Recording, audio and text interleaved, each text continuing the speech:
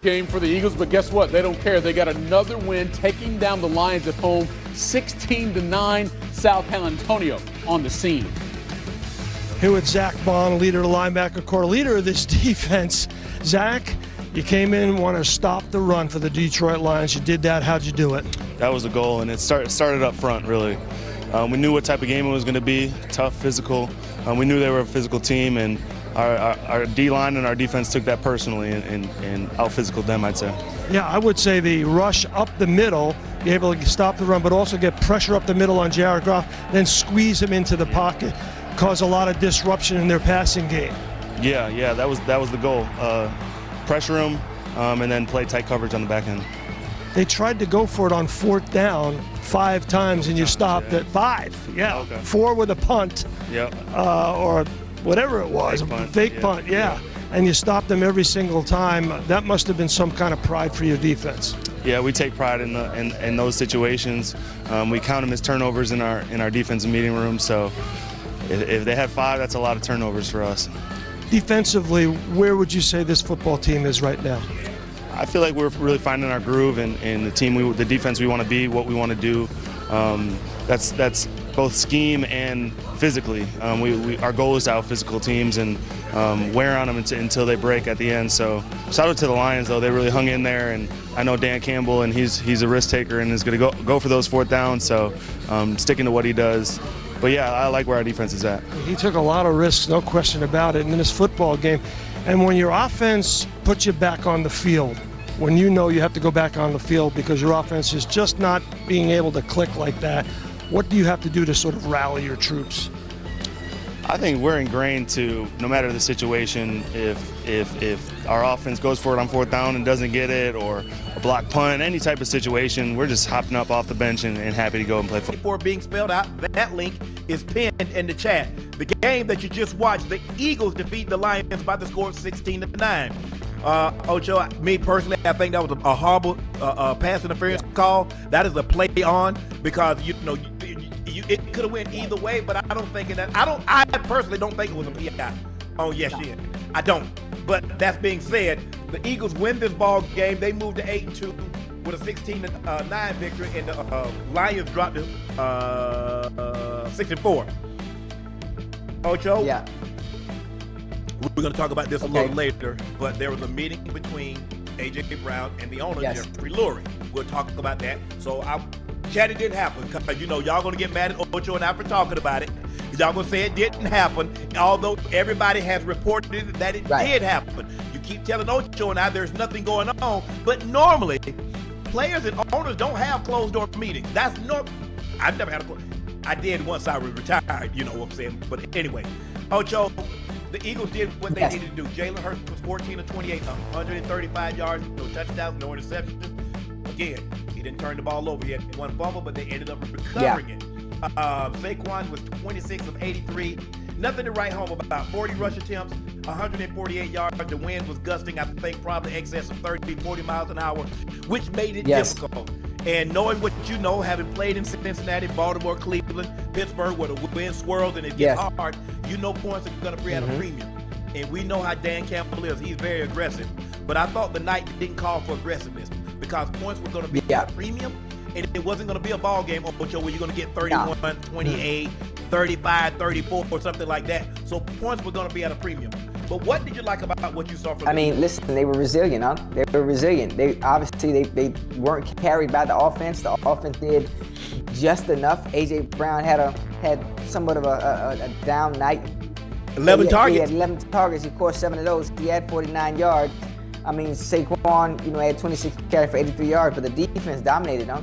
The defense dominated. The fact that it's explosive as the Detroit Lions offense is, they were held in check. Goff was what, 14 for 37. He had 1 TD. He had the interception. They were able to hold Gibbs. Sonic. Is Gibbs Sonic? Hey, wait, listen, they was able to hold him 12 carries for 39 yards. Wait, hold on. But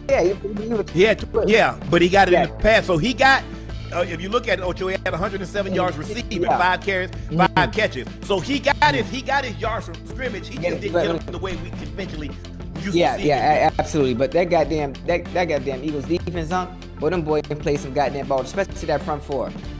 Jordan Davis had him a night tonight. Jalen. How many balls did they bat down on, Joe?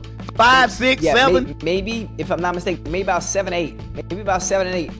Because Jordan Davis, I think I saw him get 3. Carter got 2. 97 got 1. I mean, every time I turn around, and it's so frustrating, Joe. Because you're like, oh, I got it. Damn.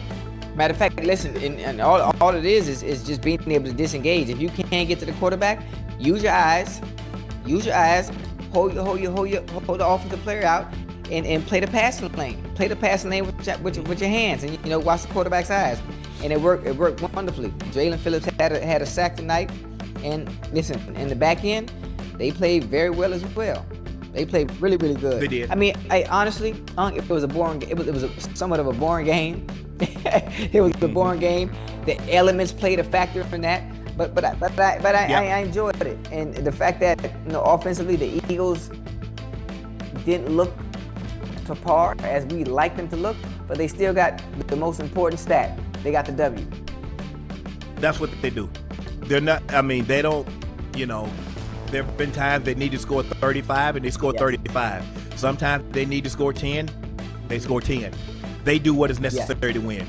And they don't put themselves in harm's way. I just felt that Campbell was rolling the dice a little bit too early, too soon. There are times that, punt the ball away and pin them down, make them go, don't give them a short field. Goff turned the ball over early, and I think they got 3 points out of that. But Detroit, they better get the home field. Yeah. Because anybody they could potentially play, unless it's the Rams, they're going to probably be outside. And the conditions, you know what the conditions are. They're in January. They're going to probably be like this, maybe even worse. So you don't know, because when you look at the schedule, let's see, Philly is the 1 seed, probably only going to get one team out of that division. Green Bay, Chicago, those are 2 teams that could possibly get in. Guess what, Ocho? The weather is bad there.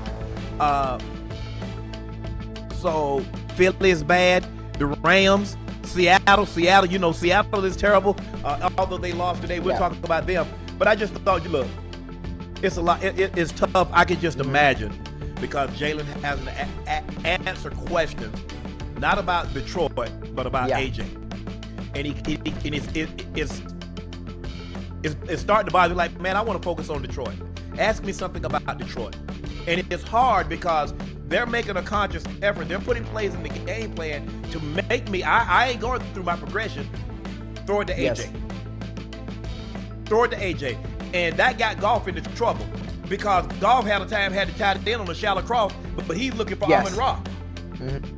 What happens, Ocho, a lot of times when the tight end blocks, they're taught, unless the guy that's covering him, man, unless he's green dogging, he's taught, okay, start looking for crosses.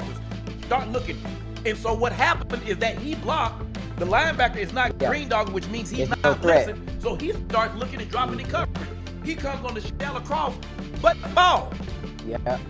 But he's looking at Amon-Ra because he'd already made his mind up where he's going with the football. And it's hard to undo that. And you see Montgomery is jumping up in the damn near the middle of the field like, I'm open.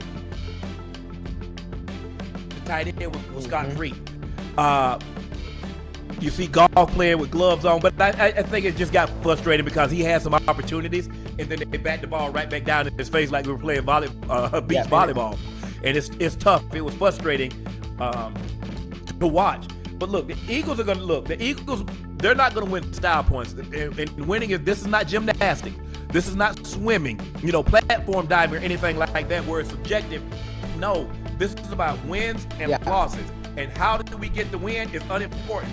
The most important thing is that we got the win, not how we got it. Is that we got it, and that's what the Eagles. That's what the Eagles do, Ocho. The Eagles win. It ain't pretty. It's not pretty. And the one thing is also when I'm thinking about a game like this, I'm thinking how Dan Campbell's thinking in a sense. You know what? I'm gonna take some chances. I'm gonna go for it on 4th down to see if I can get those points in premium due to the elements. And force the Eagles to play a different style of game. Force them to play a different style of game and put the pressure on them to be able to put points up and keep up with us. to me, that's the thinking and the way Dan Campbell might have been thinking on how he wanted to play this game. Let's get up early on them and force them to be able to throw the ball. Let's make them uncomfortable. Let's put them in a position where they want to do something they don't want to do. And that's the only thing I think. Yep. In the defense, they step up to the challenge. They step up to the challenge and played extremely well. If you got Laporta, I give you that, because he's a guy that can win against your linebackers, against your safeties. So I'll give you that. But given what you're up against, considering the elements, that probably 17 points would win you this ball game. The last thing you want to do is give away field position and let them get easy points. If they drive the field and they get a field goal, if they drive the field and they get a touchdown, I can live with that. But I can't put them on a short field and let them get one field goal and now, let them get one first down and now they're in field goal range. Or even if they don't score, they're going to have me backed up. And so now I'm constantly trying to swim up. I feel like a salmon in spawning season. I feel like I'm swimming upstream and there's a lake full of bears. There's every they get pulled because they hibernate. They got to eat all they can because they're about to go into hibernation. And that's what happened to the Detroit, is that they gave the Eagles short field, and even when they didn't score points, it kept them backed up. And they just needed to start one. I mean, they did a great job of stopping the push and got a short field. Ended up getting a field goal out of it. But like I said, it'd have been very interesting to see if they don't call that PI call. Can they go down and get the touchdown? I put it like this: I'm not putting no money that means something to me that they're going to go down and get a touchdown. You might put some money on it that means something to you that says, okay, yeah, Detroit's going to go down and get a touchdown. And you know what's funny is I don't think it would have made a difference, huh? I don't think it would have made a difference whether it was a PI or not. I don't think they would have been able to get that touchdown as well as the damn Eagles played defense all night long, all 4 quarters. You know, it looked like what it did. They were able to get 9 points. 9 points. We talk about the Rams. We talk about a Lions team that's able to score, in bulk. They're number 2 in scoring